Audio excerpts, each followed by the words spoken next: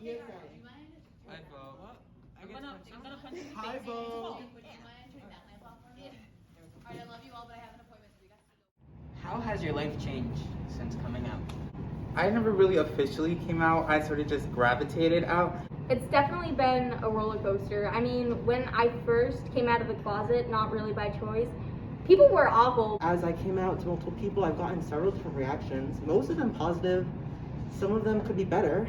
Relationships have obviously changed, mostly for the better, because I think when you're hiding yourself, you can't be honest in your relationships, which is really difficult. I feel like everyone already kind of knew, and I was kind of the last person to figure it out. And when I came out, it kind of showed that I was ready to accept this part of myself, and I was happy with it, and I'd come to terms with it. I'm definitely like a lot less of an awkward person. I like accept myself a lot more and project how I feel on the inside a lot more. As time has gone on, I feel like people have gotten better about it. And I'm finally at a point where I feel like I can be myself, and I don't have to worry about what other people think. So I am a little bit glad that I was outed, because I don't think I ever would have come out if I wasn't. So overall, I would rate my coming out 10 out of 10 in effect. But only come out if you feel safe and when it's your time to do so. That's my opinion. What have you observed about LGBTQ plus support at Abby Kelly? What I have noticed since I first came here back in 8th grade is that there really wasn't that much support. But as time went on, now at 11th grader, I can see many teachers have been trying to, especially asking for my preferred name or pronouns. There's still people who look at me weird, or I'll walk down the hallway and I'll hear someone say something. I didn't have a difficult experience. I've heard a few things, but it's overall been pretty nice and welcoming. Where can our school improve on queer issues?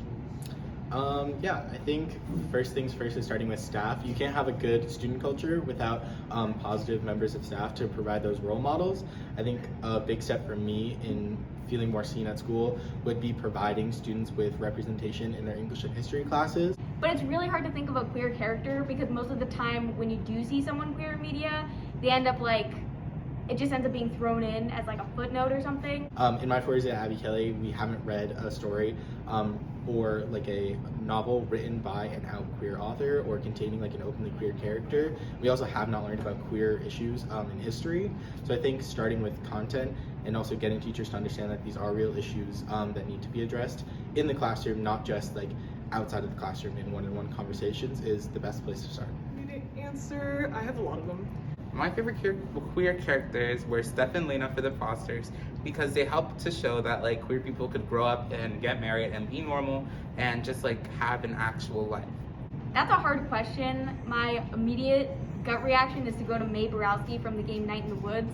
My favorite character probably would be Garnet from Steven Universe, because she's literally lesbian love given form, which is great to see as a lesbian, actually see a healthy queer relationship being represented on TV, even though it's for kids. It's still great to see. What would you say to those who might feel anxious about not knowing all the terminology? I would say that it's okay to take it slow, because me myself, I don't know all the terminology. You don't have to know all the terminology before being a part of this community. It's totally okay not to know what all the different identities mean and what all the different sexualities are, because there's just so many, and it's okay to be learning new ones every day. You shouldn't have to worry about knowing all the terminology. It just, when someone comes out, just accept who they are and don't think that they made it up just because you've never heard of that terminology before. All you have to do is when you meet someone new, just be open-minded and just respect how they want to be treated and what they want to be called and who they're attracted to. It's totally okay. It's not the knowing every single piece of the vocabulary that matters. It's the respecting other people and being open-minded that matters. What do you want your non-queer classmates to know about your community? I think the main thing I want my non-queer classmates to know about the LGBTQ plus community is that we're not monsters for who we are. We're just the same as everybody else. Our identities are just a little different. Most of the differences between our community and your community are completely superficial. We're just like you guys, except with cooler music. I don't know if I'm allowed to say that. The question! Mango, can we This is Queer People Living.